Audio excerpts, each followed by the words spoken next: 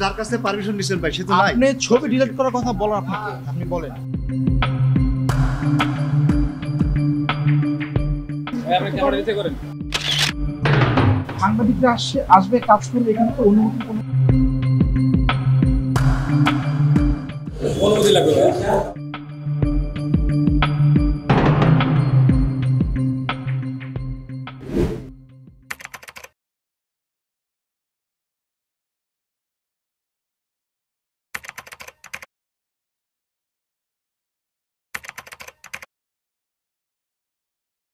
Academic ও প্রশাসনিক কর্মকাণ্ড পরিচালনায় রাজধানীর ৩০০ ফিট এলাকায় নান্দনিক ডিজাইনের স্থায়ী ক্যাম্পাস গড়ে তুলেছে প্রাইম এশিয়া ইউনিভার্সিটি।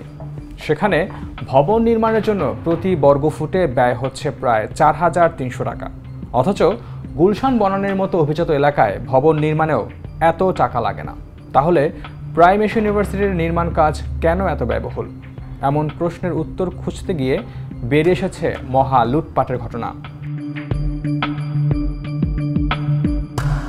বিশ্ববিদ্যালয়ের টাকা নিয়ে বড় রকমের নয়ছয়ের পেছনে মাস্টার মাইন্ড হিসেবে উঠে এসেছে সাবেক ট্রেজারার ডক্টর ইফফাত জাহানের নাম। স্থায়ী ক্যাম্পাস নির্মাণে অনিয়ম, জোর করে ভারপ্রাপ্ত উপাচার্যের দায়িত্বে বসা, প্রাইভেট বিশ্ববিদ্যালয়ের আইন অমান্য করে কোটি কোটি টাকা হাতিয়ে নিয়েছেন তিনি। প্রাইম এশিয়া বিশ্ববিদ্যালয়ের নানা অনিয়ম নিয়ে অনুসন্ধানে বেরিয়ে এসেছে চমকপ্রদ এসব তথ্য।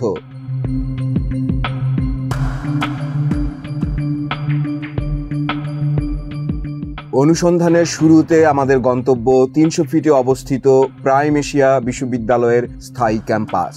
সেখানে গিয়ে দেখা যায় চারিদিকে ছড়িয়ে ছিটিয়ে আছে ক্যাম্পাস নির্মাণের যন্ত্রাংশ। নিরাপত্তার জন্য বিশ্ববিদ্যালয়ের পক্ষ থেকে রাখা হয়েছে একজন নিরাপত্তা প্রহরীকে। নিরাপত্তা প্রহরীর সঙ্গে কথা বলে জানা গেছে ডক্টর ইফফাত জাহানের দুর্নীতিতে ৭ মাস বন্ধ ছিল ক্যাম্পাস নির্মাণের কাজ। এ সময় প্রজেক্টে আসেননি সে সময় দায়িত্ব থাকা প্রকৌশলী। বন্ধ কেন হচ্ছে না, কেন কাজটা কেন হচ্ছে না এটা কর্তৃপক্ষ বলতে পারবে। বনানীর যে ক্যাম্পাসটা আছে সেই ক্যাম্পাসটা থাকবে না, এইটা হবে স্থায়ী ক্যাম্পাস। এটা নিয়ে প্রায় ৫ কোটি টাকার মতো নিয়ে কাজ হচ্ছে, কিন্তু হঠাৎ করে অফ কেন? মানে কোনো দুর্নীতি আছে না? ওরা কর্তৃপক্ষ বলতে পারবে, আমরা তো ভাই সিকিউরিটি লোক। আমরা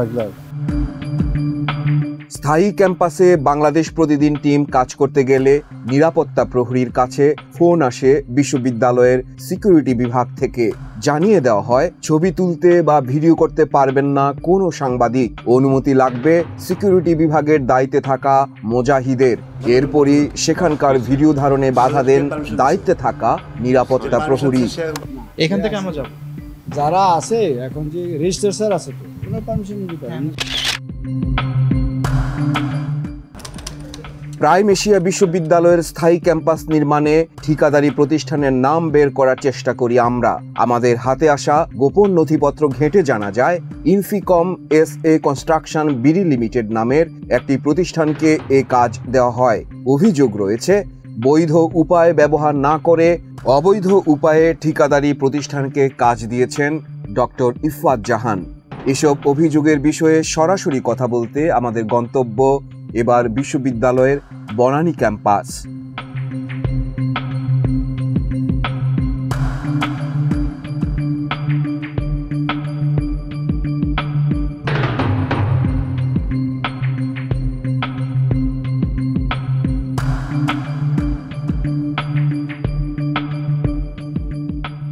বনানী ক্যাম্পাসে গিয়ে জানা যায় শিক্ষার্থীদের তোপের মুখে পড়ে দখল করা ভারপ্রাপ্ত উপাচার্য এবং ট্রেজারার পদ থেকে পদত্যাগ করেছেন তিনি। তবে আমাদের হাতে আসা তথ্য বলছে অনিয়ম ও দুর্নীতির সঙ্গে জড়িত ডক্টর ইফফাত জাহান নিজেকে বাঁচাতে সেফ এক্সিট হিসেবে পদত্যাগকে বেছে নেন তিনি।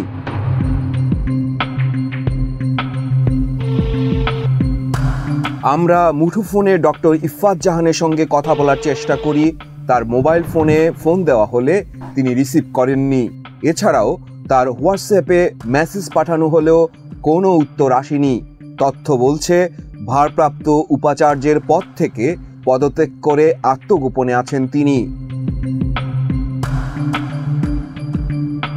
বনানীতে HBR টাওয়ার এবং স্টার টাওয়ার এই দুটি ভাড়া ভবনে চলছে প্রাইম এশিয়া বিশ্ববিদ্যালয়ের কার্যক্রম। প্রতি মাসে 50 লাখ টাকার বেশি ভাড়া দিতে হয়। প্রতি 3 বছর পর নবায়ন চুক্তিতে এই 2 ভবন ভাড়া নেন বিশ্ববিদ্যালয় কর্তৃপক্ষ। এর মধ্যে এইচবিআর টাওয়ার ভাড়া নেওয়ার সময় ভবন মালিকের শর্ত ছিল ভবনে কোনো রকমের ক্যাফেটেরিয়া কিংবা ক্যান্টিন দিতে পারবেন না বিশ্ববিদ্যালয় কর্তৃপক্ষ। তবে কর্তৃপক্ষ ভবন মালিকের শর্ত মেনেছেন ঠিকই, শর্ত মানেননি ডক্টর ইফফাত জাহান। ভবন মালিক কিংবা কর্তৃপক্ষের কোনো অনুমতি না নিয়ে নিজের ক্ষমতায় ভবনের নিচের তলায় একটি ক্যাফেটেরিয়া সহ মোট 4টি দোকান ভাড়া দিয়েছিলেন তিনি। কাগজে কলমে এসব দোকান নামমাত্র 10,000 টাকায় মাসিক ভাড়া দেখানো হয়। তবে আশ্চর্যের বিষয় হলো ডক্টর ইফফাত জাহান যে স্থানে ক্যাফেটেরিয়া সহ দোকান ভাড়া দিয়েছিলেন, মাসে তার ভাড়া আনুমানিক কয়েক লাখ টাকা। অনুমতি না নিয়ে দোকান তৈরি করায় বিশ্ববিদ্যালয় কর্তৃপক্ষকে কয়েক দফায় চিঠি দেন ভবন মালিক। পরবর্তীতে এইচবিআর ভবন মালিকের নোটিশের প্রেক্ষিতে দোকান বন্ধ করা হয়। এই বিষয়ে ভবন মালিকের সঙ্গে কথা বলার চেষ্টা করি আমরা, কিন্তু অফিসে গিয়ে তাকে পাওয়া যায়নি। তবে বিষয়টি অকপটে স্বীকার করেন ভবনের দায়িত্বে থাকা ম্যানেজার শরাফত আলী। ডক্টর ইফফাত জাহানের সময়ে ভবনের 3 কোটি টাকা ভাড়া বকেয়া আছে বলে জানান তিনি। আমার জানা মতে 3 কোটি টাকার মতো বাকি আছে। দোকান ঠোকানো কি তারা দিছে এই মাসে? ইউনিভার্সিটি আন্ডারে দোকান টোকান ছিল, এখন আছে না? এখন দোকান বলতে ওই ক্যান্টিনটা আর অনলাইন মিউজিক, এটা ওই আগের যে ম্যানেজমেন্ট ছিল ওদেরই সব আত্মীয় স্বজন করছে। আমাদের বিল্ডিং থেকে আমরা বারবার বলছি এগুলো দেন না, এগুলোতে সমস্যা আছে। আমরা তথ্য পাইছিলাম সেটা হচ্ছে ক্যান্টিনটা করছিল নাকি হচ্ছে মেয়র আতিক সাহেবের জামাতা, মোস্টার হাজবেন্ড। হ্যাঁ, এরকম শুনছি, কিন্তু এটা তো ইউনিভার্সিটি জানে। আমাদের টোটালে মানে 16 তলা পর্যন্ত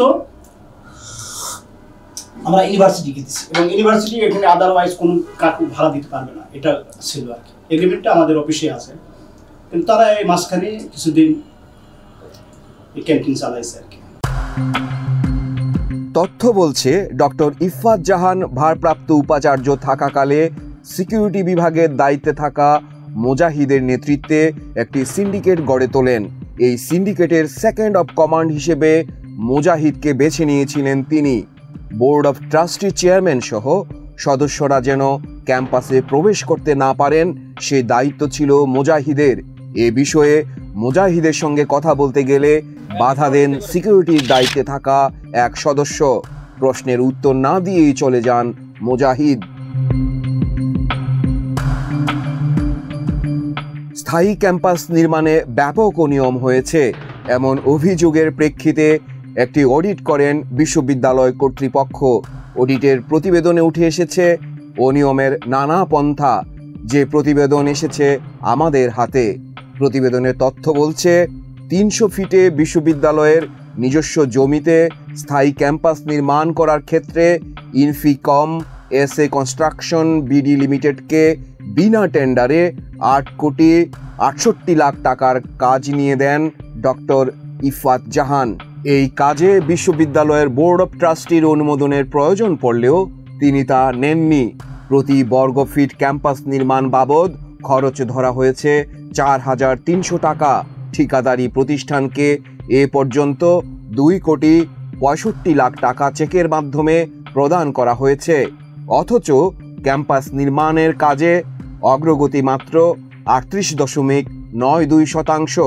বিষয়টি নিয়ে বিব্রতকর অবস্থায় বোর্ড অফ ট্রাস্টির চেয়ারম্যান।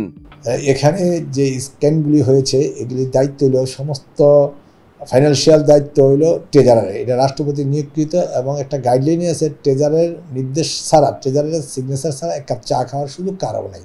সেক্ষেত্রে দেখা গেছে আমাদের নিজস্ব বিল্ডিংয়ে, যেটা আমরা ভাড়া বিল্ডিং, আমাদের পাশের বিল্ডিং, আমরা 30 লক্ষ টাকা ভাড়া দিই, 15টা ফ্লোর। একটা ফ্লোর রায়হান হাজার টিটুকে দিয়েছে রেস্টুরেন্টের জন্য। রায়হান হাজার টিটু, তার ওয়াইফ, তার শ্যালক সেই রেস্টুরেন্টটা চালাইছে। কিন্তু আমরা 5 বছর পরে জানতে পারলাম যে সেই রেস্টুরেন্টের ভাড়া 1 টাকাও আসে না, বরং উল্টো আমাদের ইউনিভার্সিটির ফান্ড থেকে গ্যাস বিল, কারেন্ট বিল, পানি বিল সমস্ত কিছু এই ট্রেজারার ম্যাডাম দিয়ে যাচ্ছে।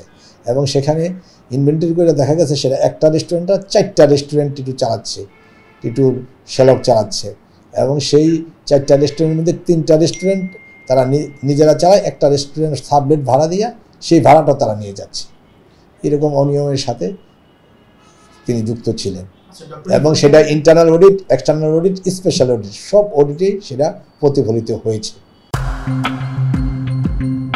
শুধু ক্যাম্পাস নির্মাণে অনিয়ম করে থেমে থাকেননি ডক্টর ইফফাত জাহান।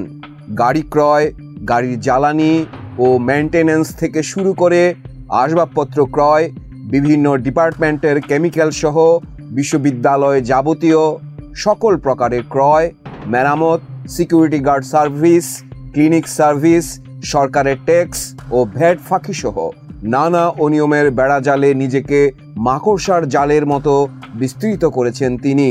অভিযোগ রয়েছে গণ অভ্যুত্থানে সরকার পতনের পর বিশ্ববিদ্যালয়ের নিয়ন্ত্রণ পাকাপুক্ত করতে শিক্ষার্থীদের দিয়ে বোর্ড অব ট্রাস্টির বিরুদ্ধে মানববন্ধন করিয়েছেন তিনি। ডক্টর ইফফাত জাহান নিজেকে পরিচয় দিতেন সাবেক প্রধানমন্ত্রী শেখ হাসিনার বোন শেখ রেহানার বান্ধবী হিসেবে।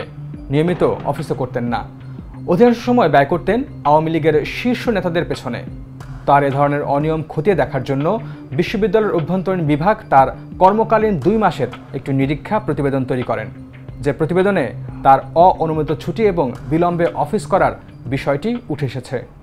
সে সব জায়গায় বলতো এবং এটা ওপেন সিক্রেট, সবাই জানে যে সে শেখ রেহানার বান্ধবী, একসাথে তারা পড়ালেখা করছে। সেই প্রভাব খাটিয়েই তিনি এত কিছু করার সুযোগ পেয়েছেন এবং সাথে সাথে আমাদের এখানে যিনি দায়িত্ব পালন করছেন 5 বছর, রায়হানা আজাদ টিটু, সে তার নির্দেশনায় সে এগুলি করেছেন। সে সব জায়গায় এটার স্বীকারোক্তি দিয়েছেন। আমাদের হাতে আসা বিশ্ববিদ্যালয়ের আরেকটি গোপন নথিপত্র ঘেঁটে দেখা যায় ইফফাত জাহানের অধীনস্থ finance director Shipar Ahmad admission থেকে নগদ 71,49,000 টাকা বিভিন্ন সময়ে স্লিপের মাধ্যমে গ্রহণ করেছেন তিনি, যা বিশ্ববিদ্যালয়ের প্রক্টর টিমের সদস্য, ফ্যাকাল্টি মেম্বার ও রেজিস্ট্রার দ্বারা গঠিত কমিটির প্রতিবেদন ও বিশ্ববিদ্যালয়ের অভ্যন্তরীণ প্রতিবেদনে স্পষ্ট উঠে এসেছে। অভিযোগ রয়েছে এ বিষয়ে নীরব থেকে শিপার আহমদকে এ কাজে সহায়তা করেছেন ডক্টর ইফফাত জাহান। শুধু তাই নয়, শিপার আহমদকে HR পলিসির তোয়াক্কা না করে 7 লাখ টাকা বেতনের বিপরীতে লোন দেওয়া হয়। তথ্য বলছে বিশ্ববিদ্যালয়ের ভিসির গাড়ি ক্রয়ের ক্ষেত্রে অনিয়ম করেছেন ডক্টর ইফফাত জাহান। আদিয়ান ট্রেডার্স থেকে নিশান এক্স ট্রায়াল নামের একটি গাড়ি ক্রয় করা হয়, তবে গাড়ির প্রকৃত মালিক হিসেবে দেখানো হয় নুসরাত ট্রেডিংকে। গাড়ি ক্রয় বাবদ নুসরাত ট্রেডিংকে 31,80,000 টাকা দেওয়া হয়। পরবর্তীতে আদিয়ান ট্রেডার্সকে এডিশনাল মূল্য বাবদ 43,82,000 টাকা পরিশোধ করে বিশ্ববিদ্যালয়ের পক্ষ থেকে, যেখানে গাড়ি ক্রয় বাবদ অতিরিক্ত 12,02,000 টাকার গরমিল পাওয়া গেছে। অভিযোগ রয়েছে সিকিউরিটি গার্ড সার্ভিস ও ক্লিনিং সার্ভিস বাবদ অতিরিক্ত খরচ দেখিয়ে তিনি বছরে প্রায় 84 লাখ টাকা আত্মসাৎ করেন। অনুসন্ধানে জানা যায়, প্রাইভেট বিশ্ববিদ্যালয় আইন 2010-এর 33-3 ধারা অনুযায়ী ট্রেজারার বেসরকারি বিশ্ববিদ্যালয়ের তহবিলের সার্বিক তত্ত্বাবধান ও আয় ব্যয়ের হিসাব সংরক্ষণ করবেন। তিনি বিশ্ববিদ্যালয়ের বার্ষিক বাজেট প্রণয়ন, আর্থিক ব্যবস্থাপনা ও শৃঙ্খলা এবং হিসাবের জন্য দায়ী থাকবেন। তবে এর কোনোটি মানেননি ডক্টর ইফফাত জাহান। এছাড়াও প্রাইভেট বিশ্ববিদ্যালয় আইন 2010-এর ধারা 45-2 অনুযায়ী ট্রেজারার প্রতি বছর অডিটেড ফাইন্যান্সিয়াল স্টেটমেন্ট বাংলাদেশ বিশ্ববিদ্যালয় মঞ্জুরি কমিশনে প্রদান করার কথা রয়েছে, তবে তিনি তা করেননি। তার সময়ে যথাক্রমে 2018 থেকে 2019, 2019 থেকে 2020, 2020 থেকে 2021, 2021 থেকে 2022, 2022 থেকে 2023, 2023 থেকে 2024 সালে অডিটেড ফাইন্যান্সিয়াল স্টেটমেন্ট প্রদান করা থেকে বিরত থাকেন, যা প্রাইভেট বিশ্ববিদ্যালয় আইন 2010-এর স্পষ্ট লঙ্ঘন। এমনকি প্রাইভেট বিশ্ববিদ্যালয় আইন 2010 অনুযায়ী প্রতিটি প্রাইভেট বিশ্ববিদ্যালয়ে ইউজিসির মনিটরিং ফি প্রদান করার বাধ্যবাধকতা রয়েছে, কিন্তু তিনি এই আইনও মানেননি। 2020-2021 অর্থবছর থেকে 2023-2024 অর্থ বছর পর্যন্ত মনিটরিং ফি প্রদান করেননি ডক্টর ইফফাত জাহান।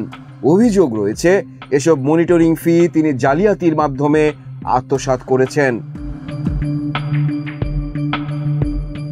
বাংলাদেশ বিশ্ববিদ্যালয় মঞ্জুরি কমিশনকে বৃদ্ধাঙ্গুলি দেখিয়ে নিজের স্বার্থ হাসিল করেছেন ডক্টর ইফফাত জাহান।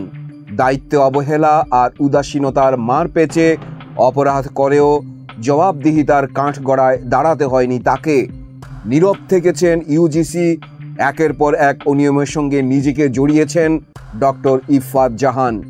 ডজন খানেকের বেশি অনিয়ম করেও কেন ব্যবস্থা গ্রহণ করেননি ইউজিসি, এমন প্রশ্নের উত্তর খুঁজতে বাংলাদেশ প্রতিদিনের টিম এবার বাংলাদেশ বিশ্ববিদ্যালয় মঞ্জুরি কমিশনে। সূত্র জানায়, প্রাইম এশিয়া বিশ্ববিদ্যালয়ের অনিয়ম আর দুর্নীতি নিয়ে কাজ করছেন বাংলাদেশ বিশ্ববিদ্যালয় মঞ্জুরি কমিশনের বেসরকারি বিশ্ববিদ্যালয় বিভাগের উপপরিচালক রাবেয়া খন্দকার। প্রাইম এশিয়া নিয়ে তার সঙ্গে কথা বলার চেষ্টা করি আমরা, তবে তিনি কথা বলতে রাজি হননি। তিনি জানান, বিভাগীয় প্রধানের অনুমতি ছাড়া কথা বলবেন না। আমরা তো পরিচালক মহোদয়ের অনুমতি ছাড়া একটা বিষয় নিয়ে কথা বলতে পারি না।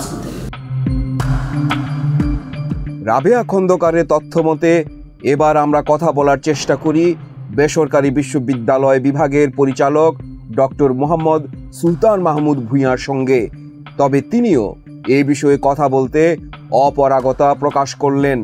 দায়সারা বক্তব্যে জানালেন এ বিষয়ে চেয়ারম্যান অথবা মেম্বার কথা বলতে পারবেন।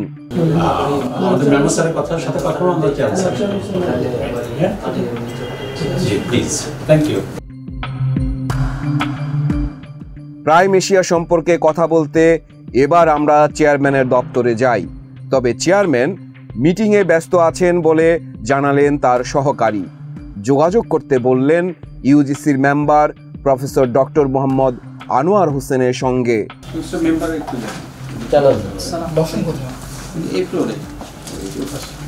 কথা হয় ইউজিসির member professor doctor Mohammad Anwar হোসেনের সঙ্গে। তিনি জানালেন, কোনো অনিয়ম দুর্নীতি হলে অবশ্যই ব্যবস্থা নেওয়া হবে। তো এগুলোকে আসলে মানে যতটা সম্ভব আমরা চেষ্টা করছি সর্বোচ্চ পর্যায়ে গতিকে ব্যবহার করে করতে, কিন্তু taking time, that's the problem. ঠিক আছে, এবং আমাদের কাছে মানুষের এক্সপেকটেশন অনেক বেশি, এটা থাকাটাও স্বাভাবিক। কারণ দেখছে যে জুলাই মুভমেন্টটা হয়েছে এই যে মানুষের প্রচন্ড কষ্টের কারণ, সাফারিংসের কারণে। তো সেটাকে আমরা চেষ্টা করছি আমাদের সর্বোচ্চ নিষ্ঠার সাথে। আওয়ামী লীগ সরকারের আমলে প্রাইম এশিয়া বিশ্ববিদ্যালয় নিজের নিয়ন্ত্রণে নিতে সব ক্ষমতা কাজে লাগিয়েছেন ডক্টর ইফফাত জাহান। নানা অনিয়ম ও দুর্নীতি করে হাতিয়ে নিয়েছেন কোটি কোটি টাকা, কিন্তু তারপরও ধরাছোঁয়ার বাইরে তিনি। আইনের যথাযথ ব্যবহার এবং দুর্নীতি রোধে ডক্টর ইফফাত জাহানের মতো মানুষরা অচিরেই বিচারের আওতায় আসবেন, এমনটাই মনে করেন বিশেষজ্ঞরা।